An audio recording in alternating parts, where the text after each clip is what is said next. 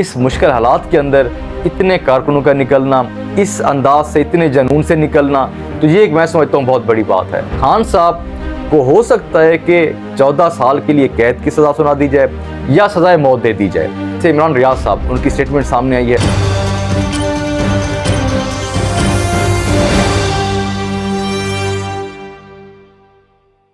बिस्मिल्लाहिर्रहमानिर्रहीम, अस्सलाम वालेकुम। तो पाकिस्तान तहरीक-ए-इंसाफ ने यह अनाउंस किया था कि पाकिस्तान तहरीक-ए-इंसाफ के जो कैंडिडेट्स हैं एतवार के दिन अपने अपने हलकों से रैलियां निकालेंगे।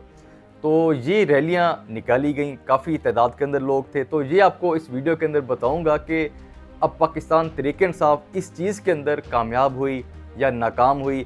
क्या पाकिस्तान तहरीक-ए-इंसाफ अब इस फैसले के बाद इस तरीके से जो पावर शो उन्होंने किया है, क्या पाकिस्तान तहरीक-ए-इंसाफ 8 फरवरी को कामयाब हो सकेगी? तो ये सारी चीज़ें आपको इस वीडियो के अंदर बताऊंगा।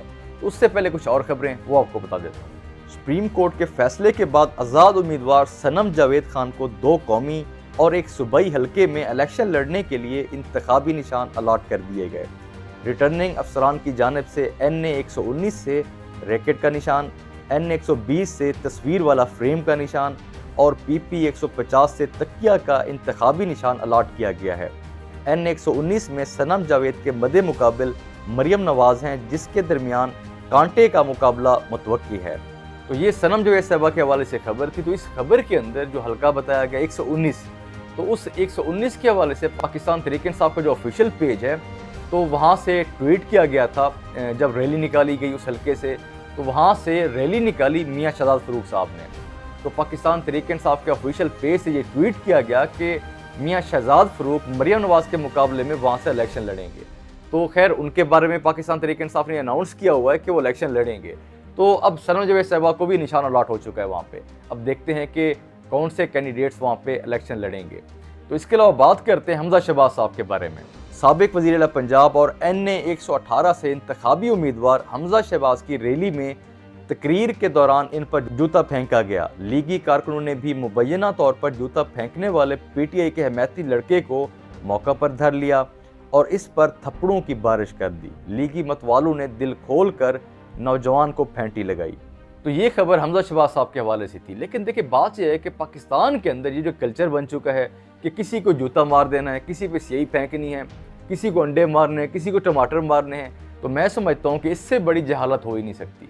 देखिए, किसी कारकुन को किसी दूसरे लीडर से जितनी भी नफरत हो, जितने भी इख्तलाफात हों, लेकिन उसका मतलब ये नहीं कि कोई किसी को जूते मारे, कोई किसी को इस तरीके से टमाटर मारे। तो ये एक मैं समझता हूँ कि एक जहालत है। तो ये नहीं होना चाहिए हमारे पाकिस्तान के अंदर। तो इसके अलावा खैर बात करते हैं पाकिस्तान तहरीक-ए-इंसाफ की जो रैलियाँ थीं।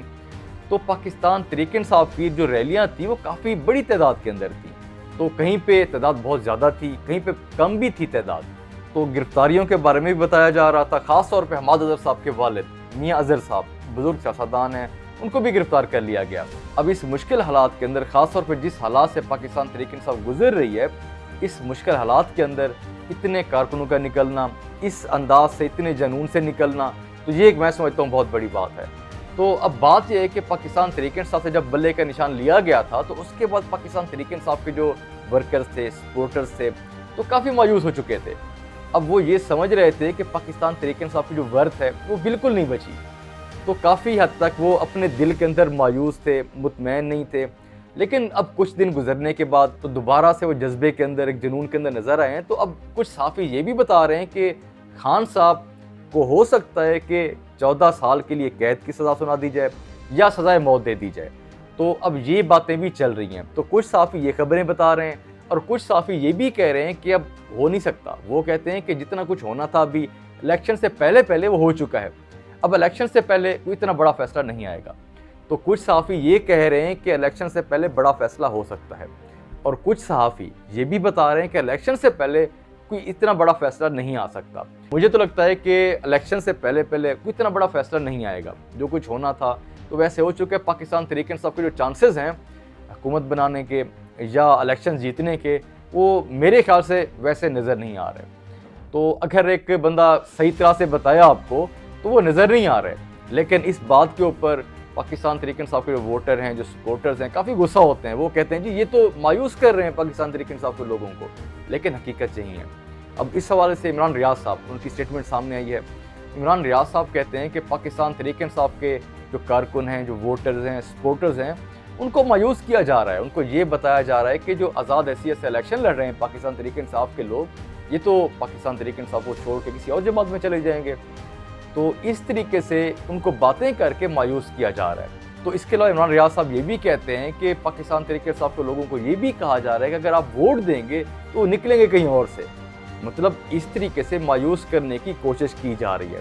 तो वो कहते हैं कि पाकिस्तान तहरीक इंसाफ के लोगों को मायूस नहीं होना चाहिए, 8 फरवरी के दिन निकलना चाहिए, वोट देने चाहिए। तो वोट की जो ताकत है उसको आजमाना चाहिए।